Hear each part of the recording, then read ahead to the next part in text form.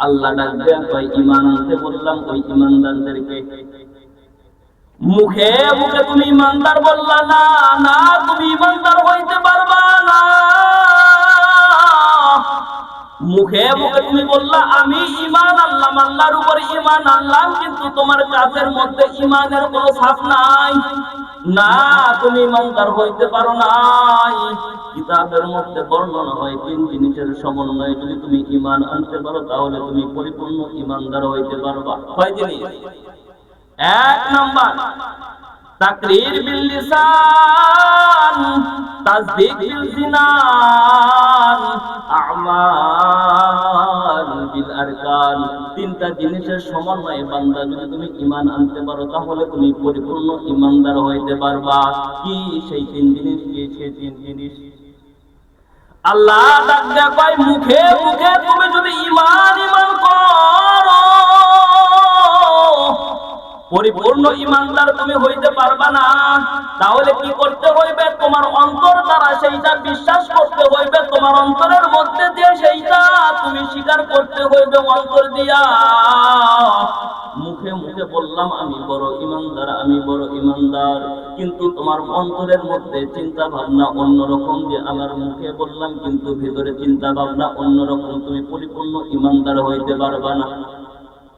মুখে তুমি স্বীকার করলা, অন্তর দিয়ে বিশ্বাস করলা না, না দুইটা জিনিসের সমন্বয়ে তুমি পরিপূর্ণ ঈমানদার হইতে পারবা না রে বান্দা। তাহলে তিনটা জিনিস কি করতে হইবে? আমাল বিল আরকান, যে জিনিসটা তুমি মুখে স্বীকার করলা, সেই জিনিস তুমি অন্তরে বিশ্বাস করলা, সেইটা আবার তোমার কাজে পরিণত করতে হইবে। তাহলে তুমি প্রকৃতপক্ষে ঈমানদার হইতে পারবা, খাঁটি ঈমানদার হইতে পারবা। ও মুসলমান,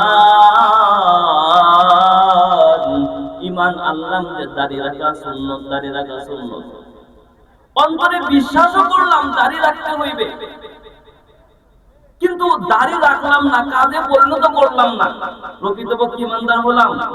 হ্যাঁ, বিশ্বাস করলাম টুপি রাখা সুন্নত, নবীর সুন্নত টুপি মাথায় দেওয়া, অন্তরের মধ্যে বিশ্বাসও করলাম হ্যাঁ নবী বলতে টুপি রাখতে হবে, কিন্তু কাজে পরিণত করতে পারলাম না, মাথায় টুপি দিতে পারলাম না, প্রকৃত ঈমানদার হইলাম?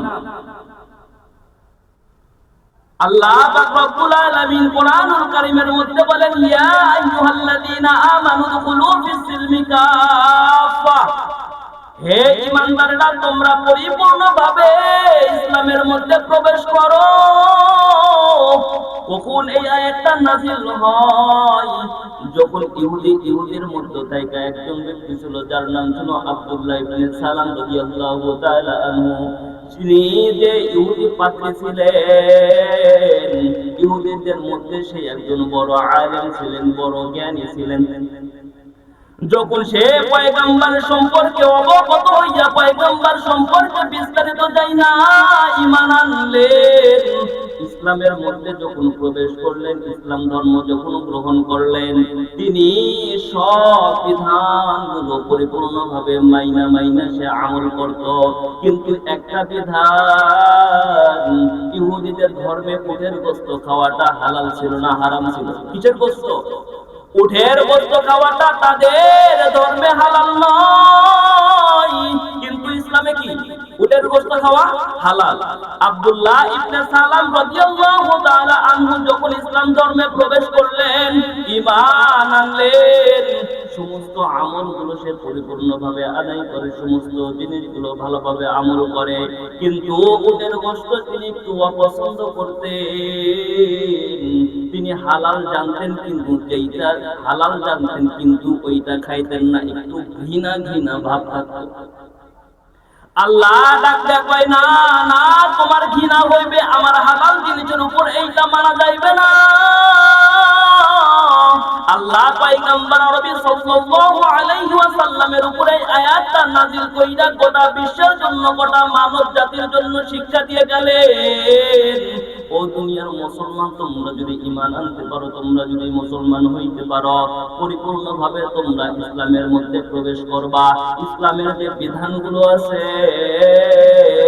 সমস্ত বিধান তোমরা যদি মাইনা চলতে পারো তাহলে তোমরা পরকালে মুক্তি পাইবা।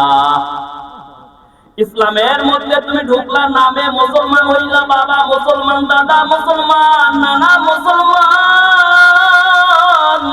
সেই সূত্রে আমিও মুসলমান হইলাম। আল্লাহ কয় না না, এই মুসলমান দিয়া তুমি পার হইতে পারবা না রে বান্দা।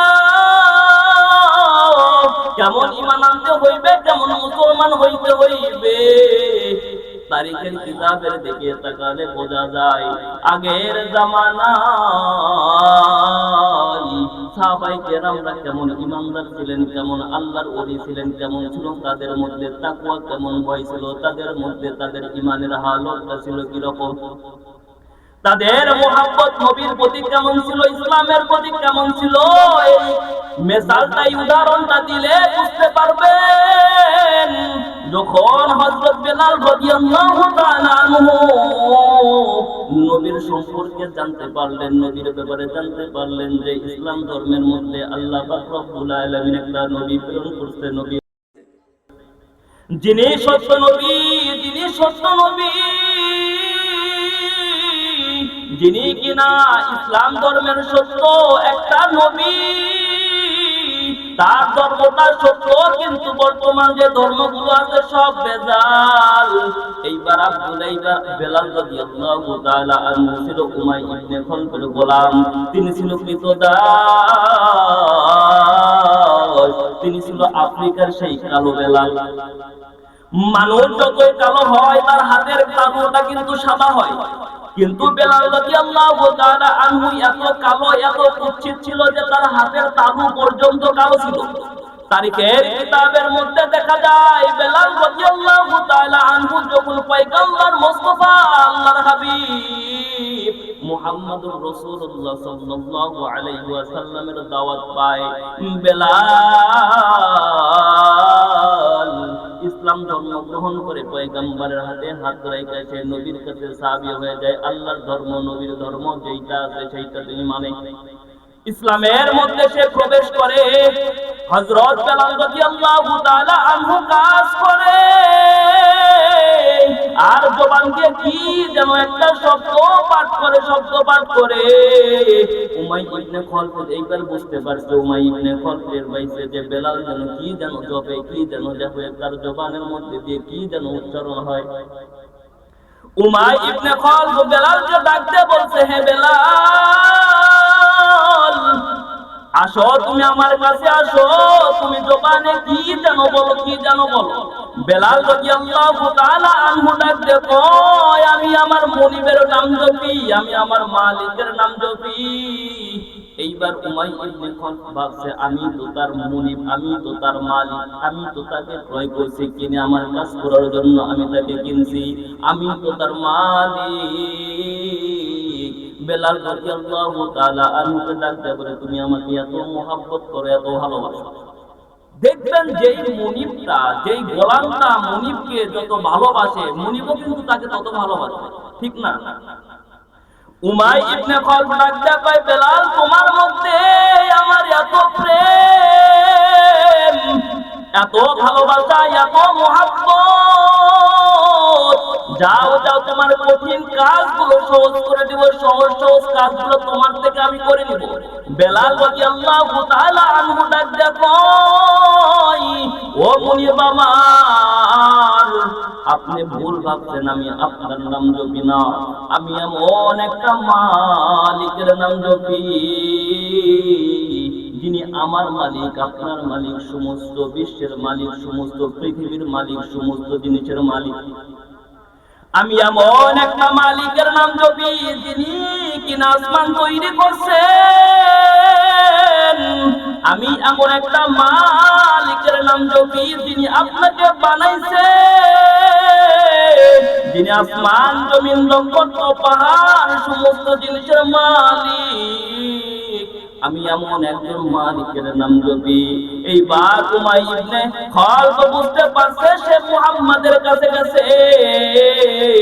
উমাইয়া ইবনে খালফ ডাকতে কয়, হে বেলাল, তুমি কিন্তু বড় ভুল করলা। আমি ভাবছি তুমি আমার নাম জপো, আমার মহব্বত তোমার অন্তরের মধ্যে, কিন্তু না না, তোমার মোহাব্বত যদি মুহাম্মাদের খোদার উপর, মুহাম্মাদের প্রভুর উপর, মুহাম্মাদের আল্লাহর উপর, হে বেলাল তোমাকে আমি ওয়ার্নিং দিয়ে দিলাম, আমি তোমাকে সাবধান করে দিলাম, তুমি তোমার ওই মুহাম্মাদের ধর্ম থেকে ফিরে তুমি আমার ধর্মের যে পূর্বের ধর্ম ছিল সেই ধর্মে ফিরে আসো। যাও যাও, তোমার সমস্ত কাজগুলো আমি সহজ করে দিব, মুহাম্মাদের ধর্ম থেকে তুমি ফিরে আসো। এইবার বেলাল রাদিয়াল্লাহু তাআলা আনহু উমাই ইবনে খলফকে ডাক দিয়ে কয়, ও মুনিব আমার, যখন শরীরের মধ্যে একবার ইনজেকশন পুশ করা হইবে, সমস্ত শরীরের মধ্যে ওই ইনজেকশনের যে তরল আছে এইটা সমস্ত শরীরের মধ্যে ছড়ায়া যাইবে, কিন্তু ওইটা কিন্তু বের করা যায় না। আমার অন্তরের মধ্যে, আমার শরীরের মধ্যে, শিরা উপশিরার মধ্যে মুহাম্মাদের কালেমা এমন ভাবে ঢুইকা গেছে, এখন আমি চাইলেও সেইটা বের করতে পারবো না।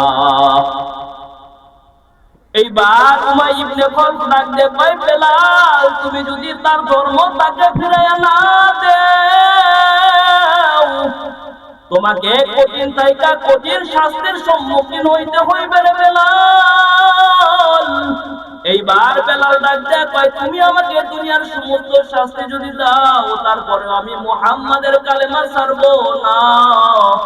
এইবার উমাই ইবনে খলফ রাগ হয়ে গেছে, রাগ হইয়া বেলাল রাদিয়াল্লাহু তাআলা আনহুর বুকের উপরে পাথর দিয়া উত্তপ্ত বালির মধ্যে শুয়াইয়া দিছে।